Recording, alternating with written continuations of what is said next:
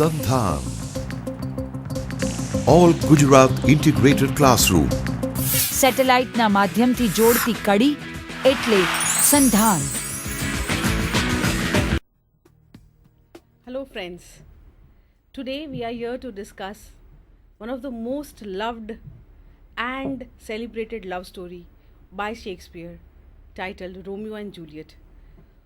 Romeo and Juliet was first enacted in 1594.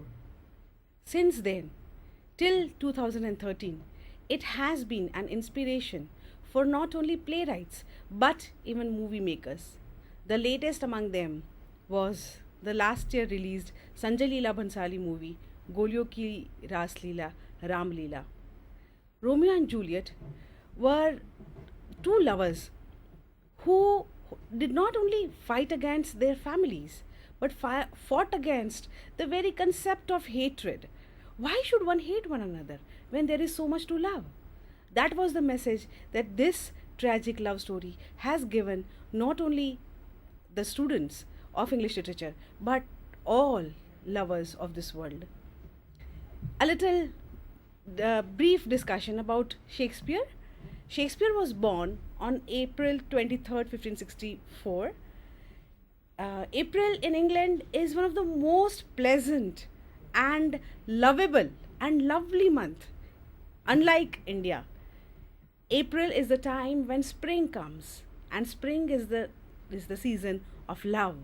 Spring is the season when all that you ever require is around you. The nature wants you to fall in love. Everything, everybody conspires for lovers to fall in love, and in this beautiful month was Shakespeare born. During the time when he wrote, playwrights were regarded as inferior compared to novelists, historians, or even man of letters. Only after his death did his two friends decided to have his works published, because till then he himself did not feel it good enough to publish his own works. Shakespeare has written quite a few comedies. Some of them are The Taming of the Shrew, Comedy of Errors, A Midsummer Night's Dream, As You Like It, Twelfth Night, Love's Labour Lost, and so on. Some of his famous tragedies are Hamlet, King Lear, Macbeth, Antony and Cleopatra, The Winter's Tale, and The Tempest. There are quite a few which I have not included, but you can always look them up in Shakespeare's complete works. One of the most important things about Shakespeare's writing is the critic called A.C. Bradley. Bradley has studied Shakespeare very closely, and he has lectured not only on the comedies but also on his tragedies. And tragedies is what made Shakespeare such a big name. The major themes of Romeo and Juliet are everlasting love, family feud, fate, very important. Then comes the generation gap, the gap which is felt even now, something that the parents and the children always feel divides them. There is bawdiness in Romeo and Juliet, and there is also great imagery. Right? Let us discuss the themes in detail. First is the everlasting, eternal love. Love as a feeling, there are three kinds of love which is shown in this play. First, the calf love of Romeo for Rosalind, which is a little more than affectation. When this play begins, Romeo is very much in love with Rosalind, a girl who does not return his love. And when we see him for the first time, he is mourning Rosalind's lack of interest in him. Then the second is Paris's love for Juliet. This is deeper, but a very controlled and conventional kind of love. Paris, whenever he talks about Juliet with her father, he is very, very respectful, and he is very, very honorable as far as Juliet is concerned. But then towards the end, we see that Paris himself can become a very, very dominant character when he deals with Romeo as far as Juliet's love is concerned. Third, there is the passionate love of Romeo and Juliet. This set of lovers are beautifully called the star-crossed lovers. Why star-crossed? Because it is fate which decides whether they should fall in love, whether they should get married, or whether they should finally die. It is fate which controls their lives like nothing else does. The family feud, the families. There are two families which are shown in Romeo and Juliet. One is Capulet, and the other is Montague. These two families have been fighting one another for a very long time, and we don't know why. We don't know why this fight is going on, but since the very beginning of the play, there is a sure tension between these two families, and there is no way through which these two families are ever going to come close to one another. And children of this family are supposed to hate one another. It is natural, because it is always natural to share our feelings about others with our parents. This rivalry, which should be carried forward by the next generation, is strangely not done so. The moment Romeo sets his eyes on Juliet, he falls in love with her. Right? And the next very important theme of Romeo and Juliet is fate, the importance of fate. Unlike Shakespearean characteristics of character is destiny, here fate plays a very important role. Romeo's falling in love with Juliet is sheer fate. The star-crossed lovers are dominated by their stars more than by their own characters. No doubt, when they decide to get married suddenly, right, the sudden marriage leads to their sudden death. But yet, that marriage itself is fateful. Even their deaths, of course, are as much controlled by fate than by their characters. The next theme that we would like to discuss today, as far as Romeo and Juliet is concerned, is the generation gap. The generation gap is one of the major themes of the play. The lovers and their love find no sympathy from their elders. Juliet has an insensitive mother and a dominating father. This theme is as prevalent now as was in Shakespeare's time. The next theme that we would like to discuss is bawdiness. This is one of the rare Shakespearean plays where jokes about sex is as much a part of the narration as about love. In order to compare Juliet's innocence with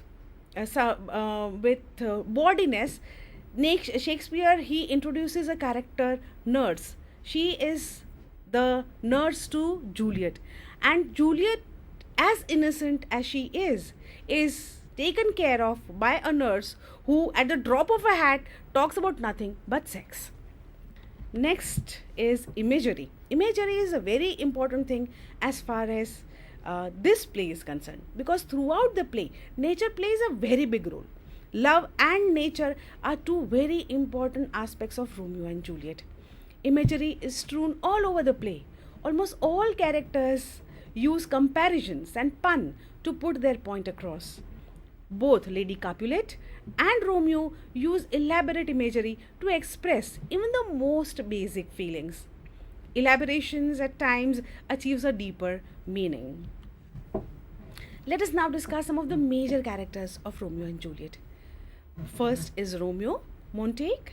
Next is Juliet, Capulet, the two children of the warring families. Montague and Capulet, they are the heads of two warring houses in Verona, Italy. Lady Capulet, Lady Montague, wives of the two noblemen. Paris, a young nobleman, he is the king's man to the prince. Now we have some supporting characters. Aeschylus, he is the prince of Verona. Mercutio, kinsman to the prince and Romeo's friend. Benvolio, Montague's nephew and Romeo's friend. Tybalt, nephew to Lady Capulet. Frere Lawrence, Franciscan. Then we have the nurse, whom I just talked about, to Juliet. Let us now discuss the plot. Shakespeare's plots were never always original. He he borrowed heavily from Greek literature and other sources. Here, in Romeo and Juliet, the plot revolves around two things: love and hatred. In the end, there is conflict. In the beginning, there is conflict, and towards the end of the play, there is resolution of some kind. A.C. Bradley divides the structure of a Shakespearean plot in three parts. He says they are exposition, conflict, and catastrophe. Exposition happens in the initial part of the play when the action or plot is set forth, out of which the conflict arises. The conflict culminates in catastrophe. So we have first exposition, when the action is expounded, is thrown upon the audience. Then there is conflict, the conflict which leads to catastrophe. Look at any Shakespearean tragedy, and these are the three things which are revealed. Look at Hamlet, look at King Lear. First, we are expounded, the audience is thrown upon the action, we are absorbed by the action, and then gradually we see a conflict happening. Somewhere something is happening, something is not right. Same in Hamlet, same in King Lear, same in Macbeth. And then finally it ends in catastrophe. But one thing is very beautiful as far as Shakespeare is concerned: the fact that Shakespeare, after seeing a Shakespeare play, you don't feel depressed. Somehow he manages us to feel that life and death is all part of our life, that tragic comedies are what our lives are governed with. This is what makes Shakespeare so very special as far as all English literature is concerned. Let us discuss the element of exposition in Romeo and Juliet. The exposition in Romeo and Juliet happens with the introduction of all characters in Act 1. We first witness the hatred of Montague and Capulet families. The involvement of other characters is also revealed here. Romeo and his love for Rosalie, Juliet and Paris's marriage proposal being discussed. Finally, Romeo sees Juliet and falls madly in love with her. All this happens towards the end of the first act. This is where we are told about all the major characters. We are told about the conflict between the two families. The play begins with a small fight, a small fight between the servants of the two families. And by the time the servants are fighting, the Capulet and Montague, they reach there with their wives, and it is their wives who stop the fight and pull their husbands away from that position. But the conflict or the hatred between the families is revealed to us in the very first act. We are very much told about two children who belong to these warring families, and yet we are somehow made to expect something out of this very hatred. Next, we discuss the conflict in Romeo and Juliet. The conflict which begins in Act 1 is carried forward in Act 2, 3 and 4. Act 2 begins with the conflict in Juliet's heart when she knows the truth about her lover's name. I would like to read a few lines.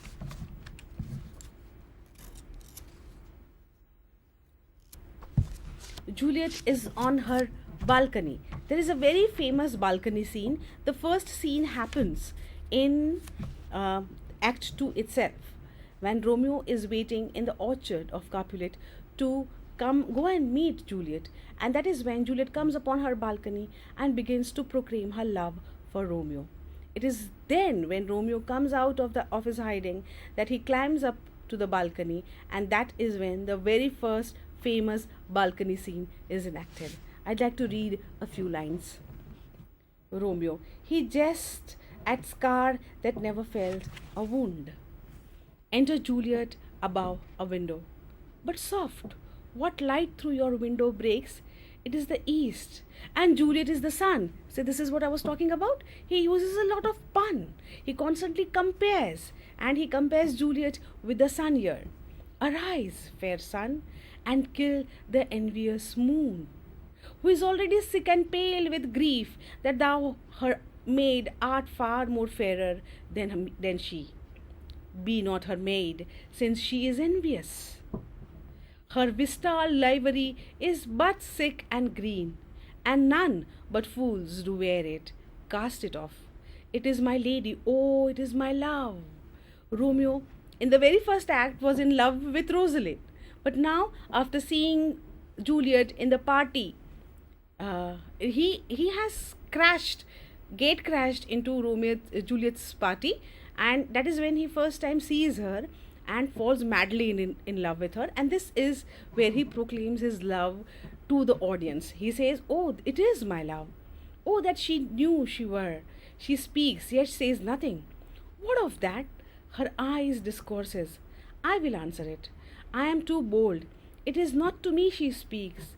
Two of the fairest stars in all the heaven, having some business, do entreat her eyes to twinkle in their spheres till they return.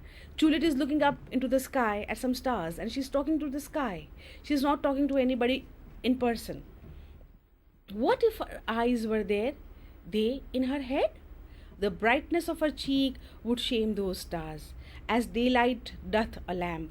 Her eyes in heaven would through the airy region stream so bright that birds would sing and think it were not night.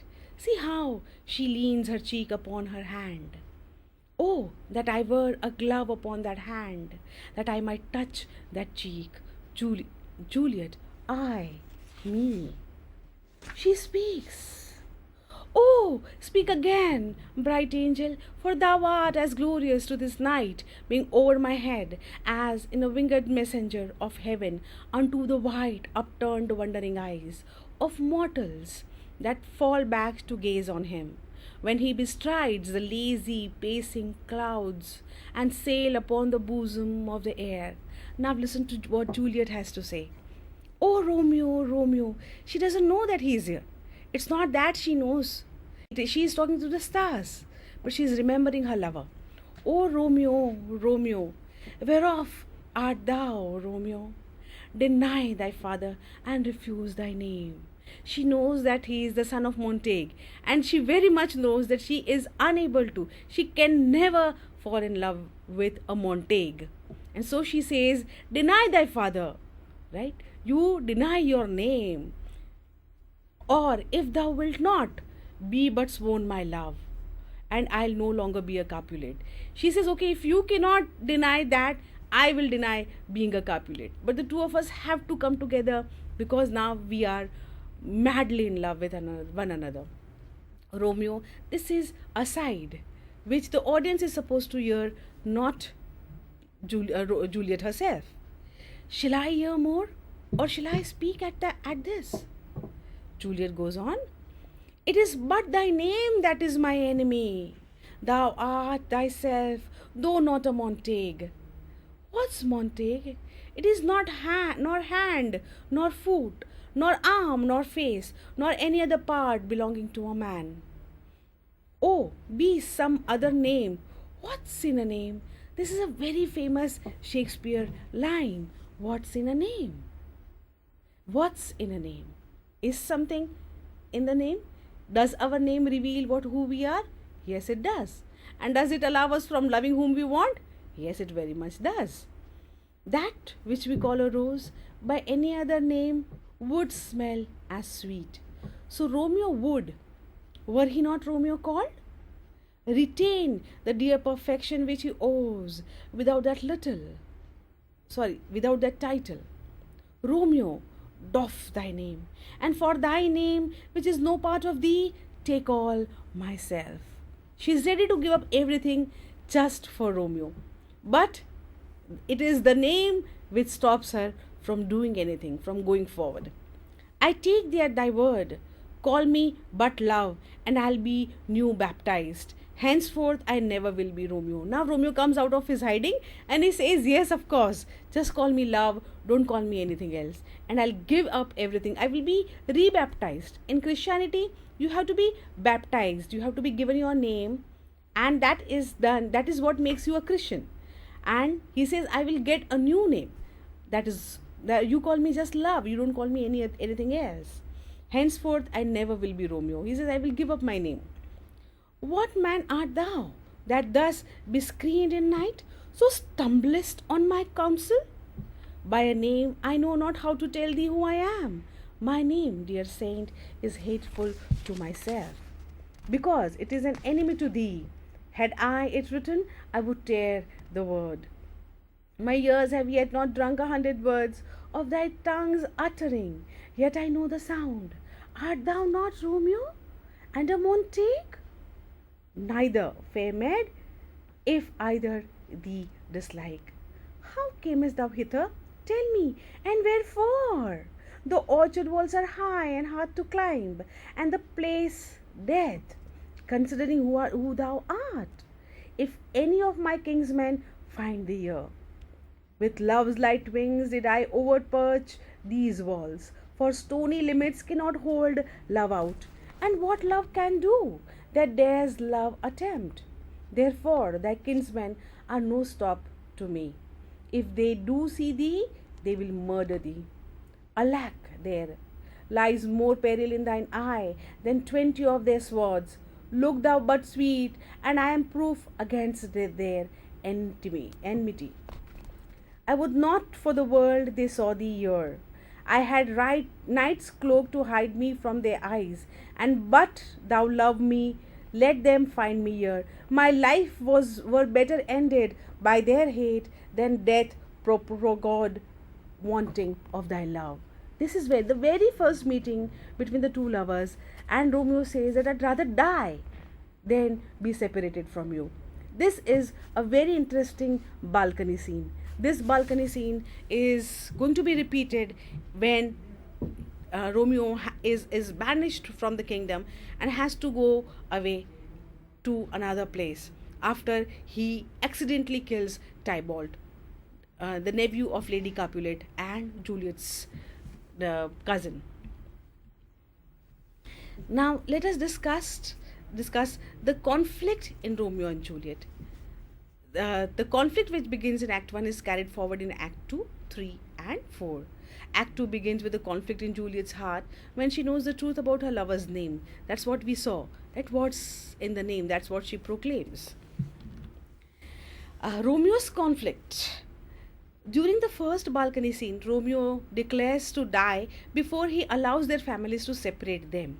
My life were better ended by their hate than death prorogued wanting of thy love. Romeo tries to envision the end of their conflict through matrimony. He convinces Friar Lawrence to get them married in secrecy the very next day. At Act 2, as Act 2 ends, it seems as if it's a romantic comedy and not a tragedy, because the kind of atmosphere which is generated, the two lovers falling in love, getting married in secrecy, and the hope that these two lovers will finally end the enmity of the two families makes it sound more like a romantic comedy than a tragedy. Let us discuss the conflict in Act 3. The conflict of the play is heightened with the very first scene of Act 3. Benvolio and Mercutio and Tybalt enter into a fight, which Romeo unwillingly enters while returning from his secret marriage. Let us read something from Act 3.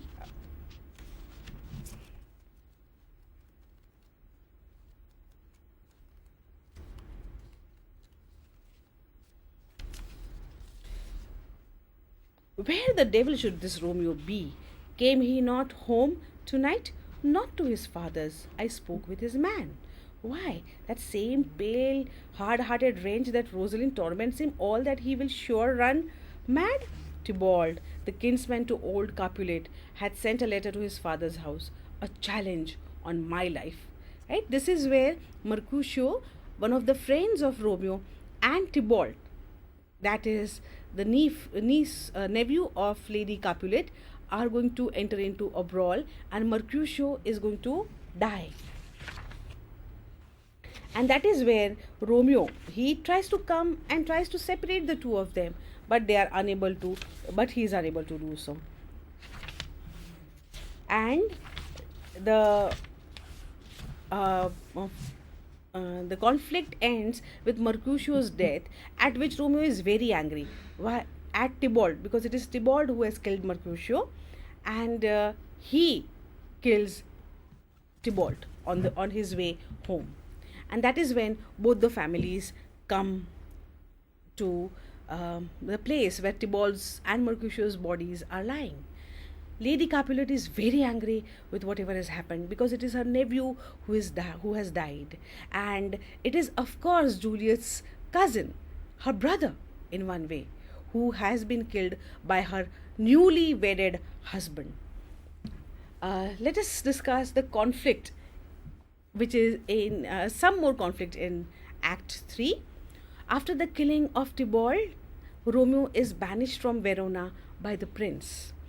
The two lovers are distressed on being separated on their wedding night. It is then that the second balcony scene happens, when Romeo comes to meet Juliet to her balcony and take her farewell. The two lovers are distressed on being separated on their wedding night. As fate would want it, Capulet proposes that Juliet be married to Paris. Suddenly, the unhappiness of the situation of Tybalt's death is so much for Capulet to take, that Capulet wants something pleasant to happen as soon as possible. And that is why he wishes to marry his daughter to Paris, who he thinks is an honorable gentleman and who will make his daughter very, very happy. Capulet earlier in the play had once said that whoever Juliet wants to get married to, she is allowed to marry. He is very, very happy with having a daughter who is very beautiful and as innocent as he would ever wish her to be. Yet, when he decides to decide upon her impending wedding to Paris, he does not consult her. He does not even ask her whether she wants to get married to him or not. It is the nurse who breaks the news to Juliet. On one hand, she says that instead of saying that Romeo has been banished from Verona, she speaks in a way wherein Juliet feels that he has been killed, that Romeo has died, and she is unable to take this shock. After which, she comes to know about her marriage with Paris, which has been decided for Thursday morning. She vehemently tries to refuse. She tries to tell her mother that she cannot get married, that it would be a second marriage for her. But the mother or the father does not listen to her. In fact, the soft-spoken Capulet that we had seen in Act 1 and Act 2 changes into a horrifying man who is ready to pull his daughter with her hair to her wedding gown. He says that he will force her to get married to Paris no matter what, however hard she tries. As Juliet's real conflict begins now, she vehemently refuses to go ahead with her marriage, and not only does her mother, but even the nurse, who up till now had supported her marriage and her love with Romeo, says that she should forget Romeo and get married to this lovely gentleman, that is Paris. But what Juliet sees is no consideration from her parents or anybody around her whom she can say or whom she can approach as far as her love for Romeo is concerned. She can't even declare her marriage to Romeo because it is an event which has happened suddenly. Within just 2 days, the two lovers have suddenly got married. And this marriage is unknown to anybody. Only some people, just 2 people in fact, Frere Lawrence, the one who got them married, and the nurse to Juliet. These are the 2 other people who know of the marriage. Anybody else does not know. And that is exactly what happens when lovers know that their marriage is not going to be accepted by their families. There always happens a secret marriage, a marriage about which the family comes to know only later on. That was happening not only in the 16th century, not only in Shakespeare's time, but even now, even in contemporary India. We know there are so many issues as far as marriage and love are concerned, that 2 lovers, 2 young people cannot love whom they really want to love. We know how they are stopped by the society, by the family from falling in love. Falling in love is under nobody's control. Who you fall in love with, who you make friends with, is not under your control. Yet, it is the society which says whom we can or whom we cannot love. Right? Hatred is fine. You can hate anybody, anywhere, anytime.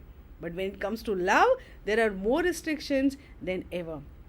That is exactly what Romeo and Juliet face immediately after their wedding. Act 4 and its conflict. Juliet is unable to stop her impending marriage and so decides to die. She goes to Friar Lawrence and seeks his help. She says that I need to do something. Get me out of this situation or else I will die. Friar Lawrence, we know, is a man of medicine. He is the one who picks medicine and herbs from all over the places and brews his own medicine. He has a sleeping potion. He says that if you drink this sleeping potion, you will die for some time, a temporary death. And after the temporary death, what will happen is that I will send a message to Romeo, and Romeo will come and you will awaken by the time Romeo arrives, and the two of you can run away. So the marriage which was going to happen on Thursday will be postponed, and that is how the two lovers can come together. Now this is the solution that Friar Lawrence gives Juliet. He gives her a potion which she is supposed to drink, which would induce the sleep which will make her look as if she is dead. And after she takes the potion to her room, she wonders whether she should drink it or not, whether it will work or not, whether it will awaken her after some time or not, or whether she will die. She has too much conflict to deal with. But then suddenly she thinks of Tybalt, her cousin, and she drinks it. She knows that this is the only way out of her marriage, or of her marriage to Paris. And as soon as she drinks it, she falls asleep. And it is the nurse who finds out the sleeping body of Juliet, and she feels that this girl has committed suicide. She calls her parents, everybody comes there, and then they are heartbroken. Everybody starts crying. They are heartbroken to see the dead body of young Juliet. It is that then when Friar Lawrence comes and he says that we should keep this body for some time in the church. Only after some time should we bury the young girl. And in the meantime, he tries to buy time for sending a message to Romeo, who is in Montau, when after his banishment from Verona. Friar John is supposed to take a letter from Friar Lawrence to Romeo, but before the letter reaches, informing him about the plan that Friar Lawrence has devised in order to bring these two lovers together, Romeo gets the news of Juliet's death, and he is absolutely heartbroken. He rushes by her side, and that is when we see how much these two lovers are in love with one another.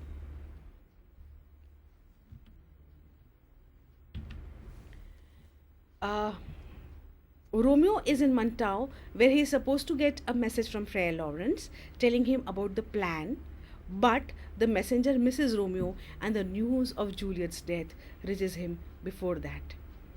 He comes to Verona in Act 4.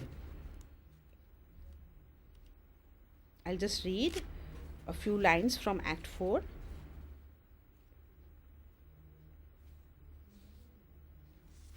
When Romeo comes and sees the beautiful body of Juliet, and he thinks that now that she is dead, there is no reason for him to live. And that is when he comes and he says, "So shall thou show me friendship. Take thou that, live and be prosperous, and farewell, good fellow. Balthasar, for all the same, I'll hide me hereabout. His looks I fear, and his intents I doubt." There is somebody around the grave, and he feels that this boy, Romeo, who is crying so much over the dead body of his lover, his wife, is going to do something. Right? His intentions are not exactly pure. Thou detestable maw, thou womb of death, gorged with the dearest morsel of the earth, thus I enforce thy rotten jaws to open, breaking open the tomb, and in despite I'll cram thee with more food. He says, he looks at the grave of Juliet, and he says, you have taken away the most beautiful thing in this world. You have gorged, you have eaten away my love. Now I will give you some more food. And that is what food? My body. I will give you my food. Right? I will give you my body. I offer my body as food to you. Eat both of us. Don't only eat my Juliet, but eat both of us. Paris, the one who was supposed to get married to Juliet, is hiding nearby. He comes. This is that banished haughty Montague that murdered my love's cousin. With which grief it is supposed the fair creature died, and here is come to do some villainous shame to the dead bodies. I will apprehend him. Stop thy unhallowed toil, while Montague, can vengeance be pursued further than death? Condemn villain, I do apprehend thee. Obey and go with me, for thou must die. Right? Paris comes and begins to fight with Romeo. It is because of you that this beautiful girl has died. But Romeo is so very heartbroken that he is unable even to fight with him. What he does, he speaks very, very gently to Paris, because he means to die. He means to kill himself. He is very sure that he cannot live without Juliet, and he is about to die. So he speaks very, very softly with Paris, and he says, I must indeed, and therefore come I hither. Good gentle youth, tempt not a desperate man. He says, I am already a desperate man. I am already desperate to die, because my lover, my wife has died. Fly hence and leave me. Think upon these gone. Let them affright thee. I beseech thee, youth. But not another sin upon my head by urging me to fury. He says, now you go away. As it is, I am going to die. But don't give one more sin on my head. I don't want to fight with you. I don't want to do anything, because I do not have the energy to do any such thing. Oh, be gone. By heaven, I love thee better than myself, for I come hither armed against myself. Stay not, be gone. Live, and hereafter say the madman's mercy bid thee run away. Paris says, I do defy thy conjuration, and apprehend thee for felon here. Romeo, wilt thou provoke me? Then have it thee, boy. Right? Romeo says, now stop provoking me, but if you do provoke me, now let us fight. Page, oh Lord, they fight. I will go call the watch. Exit, Paris falls.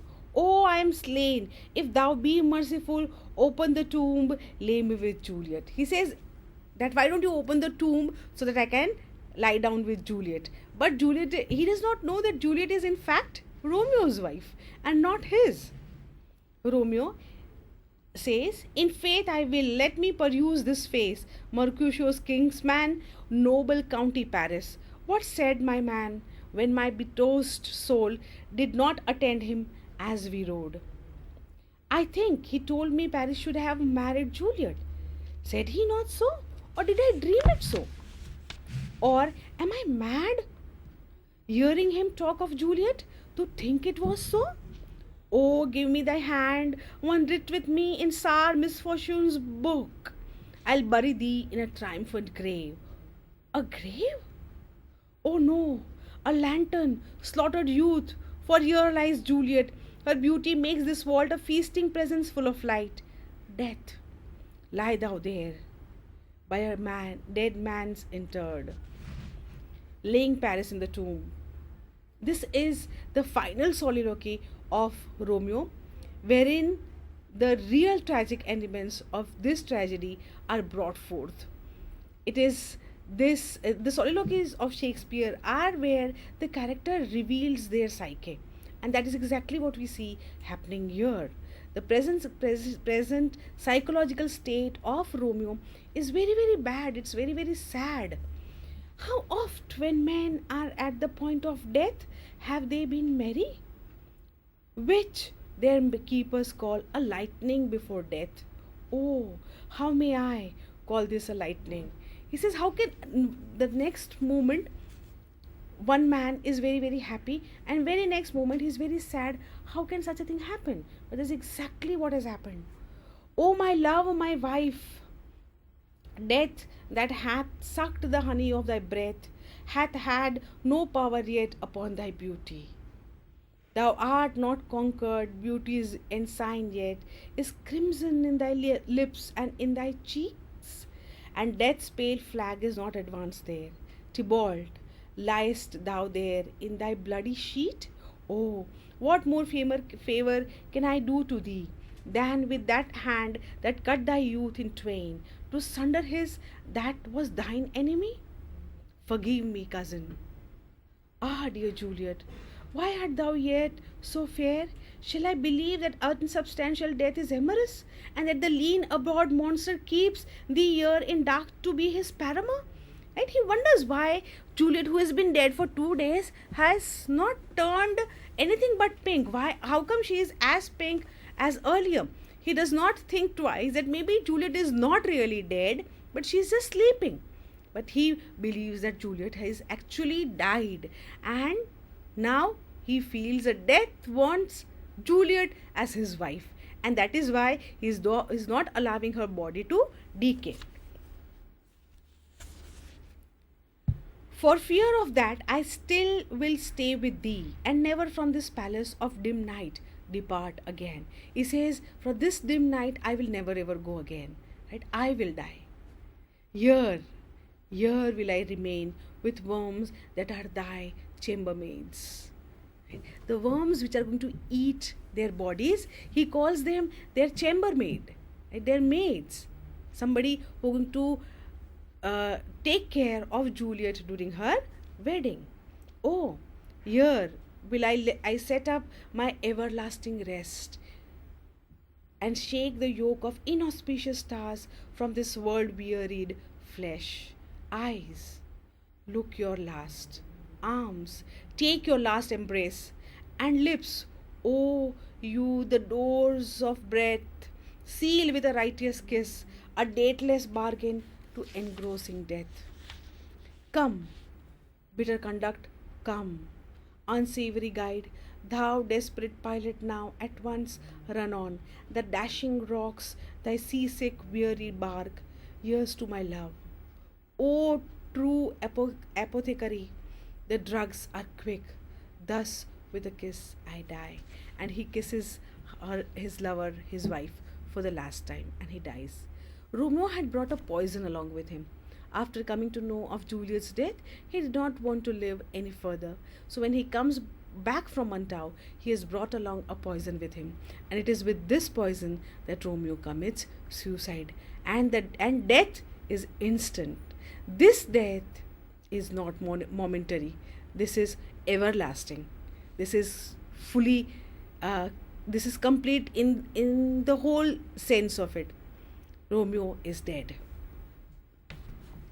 Enter Frere Lawrence with lantern, crow, and spade. Frere Lawrence, Saint Francis be my speed, how oft tonight have my old feet stumbled at graves. Who's there? Here's one, a friend, and one that knows you well. Bliss be upon you. Tell me, good my friend, what torch in yon that vainly lends his light to crubs and eyeless skulls? As I discern, it burneth in the Capel's monuments. It doth so, holy sir, and there's my master, one that you love. Who is it? Romeo. How long hath he been there? Full half an hour. Go with me to the vault. I dare not, sir. My master knows not, but I am gone hence, and fearfully did menace me with death, if I did stay to look on his intents. Stay then, I'll go alone. Fear comes with me. Oh my, I fear some ill, unthrifty thing. Right? The Frere and Balthasar, they are talking, and Balthasar says that Romeo has been with Juliet's body for almost half an hour, and he asked me to go out, so I have gone out, but I don't think his intentions were very clear. Friar Lawrence says, Romeo, alack, alack, what blood is this which stains the stony entrance of the sepulchre? What mean these masterless and gory swords to lie discolored by this place of grace? Romeo, O pale, who else? What, Paris too? And steeped in blood? Ah, what an unkind hour is guilty of this lamentable chance. The lady stirs. Now Juliet is coming back out of her sleep. She awakes. Juliet, O comfortable frere, where is my lord? I do remember well where I should be, and there I am. Where is my Romeo? I hear some noise. Lady, come from that nest of death, contagion, and unnatural sleep. A greater power than we can contradict hath thwarted our intents. Come, come away. Thy husband in thy bosom there lies dead. And Paris too. Come, I'll depose of thee among a sisterhood of holy nuns. Stay not to question, for the watch is coming. Come, go, good Juliet. I dare no longer stay. He says, Juliet, not only has Romeo died, but also has Paris. But you need to go away. Need to go and hide with the nuns, because you can't stay here. Somebody in the is coming. Oh, get thee hence. I will not away. She says, I can't go away. What's here? A cup closed in my true love's hand? Poison, I see, hath been his timeless end. O churl, drunk all, and left no friendly drop to help me after. She sees a cup of poison in Romeo's hand and sees whether there is any more poison still in the cup, which she can drink, but she finds not even a drop. I will kiss thy lips. Haply some poison yet doth hang on them. To make me die with a restorative, thy lips are warm. She kisses Romeo. Because he's just died, his lips are still warm. Kisses him. First watch. Lead, boy. Which way? Yea, noise? Then I'll be brief. Oh, happy dagger. He takes out Romeo's dagger. Snatching Romeo's dagger. This is thy sheet. There, rust and let me die. She dies with a dagger. This scene reminds us not only of course, Ram Leela, but also of the final scene of Qayamat Se Qayamat Tak, the Amir Khan Juhi Chawla movie, wherein this Romeo and Juliet was a source for Qayamat Se Qayamat Tak as well. And this exact scene is enacted towards the end of the movie. There was another very famous movie called the West Side Story, which also had an identical end, but we'll talk about that later. First watch, right? Immediately she stabs herself and falls on Romeo's body. Enter watch with Paris's page. On seeing the dead body of her husband beside her, Juliet draws out his dagger and kills herself. Paris too dies. The families unite in this tragedy and join hands over the dead bodies of their children. But it is too late, too little. Most of the times, what happens is there are just one hero in Shakespearean tragedies. The heroines do not have much role to play as far as tragedies are concerned. They are very important in comedies, but not in tragedies. But in this play, as well as in Antony and Cleopatra, these are the two tragedies where the women or the heroine play as much prominent roles as the heroes themselves. A.C. Bradley writes about Shakespeare's tragedy, I quote, a Shakespearean tragedy, as so far considering, may be called a story of exceptional calamity leading to the death of a man in high estate. And that is exactly what happens here. Romeo and Juliet, both the children of a high family, both characters belonging to aristocratic families, they suffer and they die. They were not supposed to suffer, right? They were children of nobility. They were supposed to be happy, they were supposed to be gay, they were supposed to be taken care of, but they are the ones who are led to their deaths because of fate. It is fate and their actions which lead to their tragic demise. it is also the actions of the others around them which has a profound effect on these two young lovers. Romeo is an ideal tragic hero. Romeo is a tragic hero. He's not good in the traditional sense, as he's already mourning his unreturned love for Rosalind when he meets Juliet. But just one look at her and he is ready to forget Rosalind and fall in love and marry Juliet within a course of 2 days. But the way in which he grieves him, all the sympathy, he gets all the sympathy of the audience and the readers alike. His last soliloquy in Act 5, Scene 3, takes Romeo to a new level of sublimity.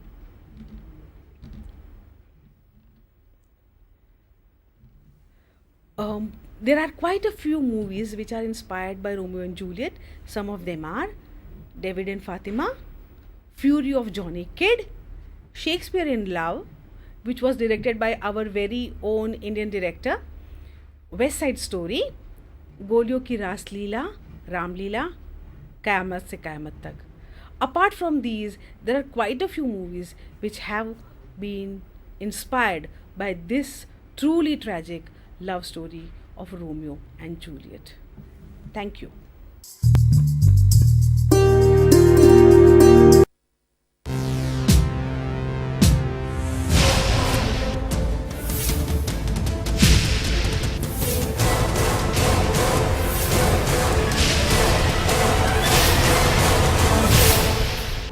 SANDHAN,